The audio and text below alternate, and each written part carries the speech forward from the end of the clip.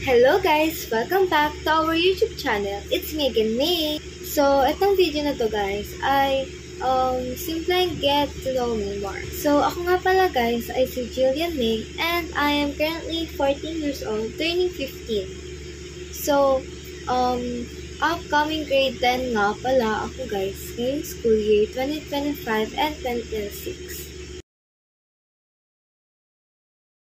So far naman sa high school life ko guys, ay ang favorite subject ko talaga ay MAPE and TLE.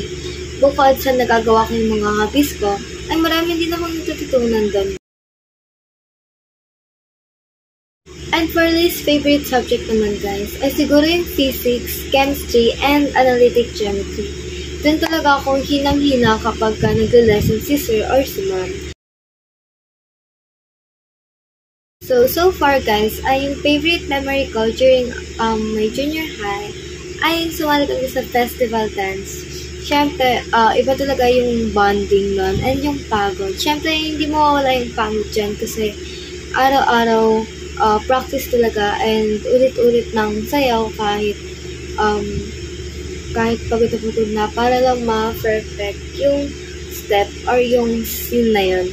And then, siyempre, favorite ko yun kasi nakagawa ko ng mga bagong kaibigan guys. And naging close pa ako sa ibang tao.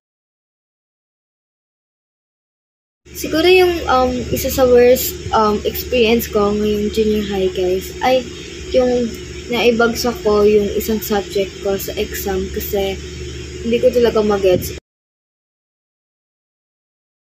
So, ang dream destination ko nga sa buhay guys ay gusto ko talaga makapunta ng Switzerland, New Zealand, and Japan. Yung tatlo talaga na yun, ang gustong-gusto ko mapuntahan kasi I want to learn their culture and kung paano sila mamuhay, ganon.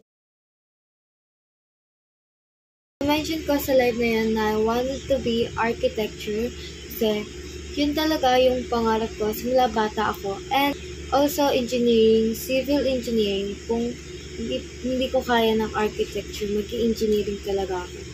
And gusto ko talagang maging architect student sa UST guys. So, yun lang muna guys. And next time lang ako mag-share ng iba pa kapag nagka-live na ulit kami.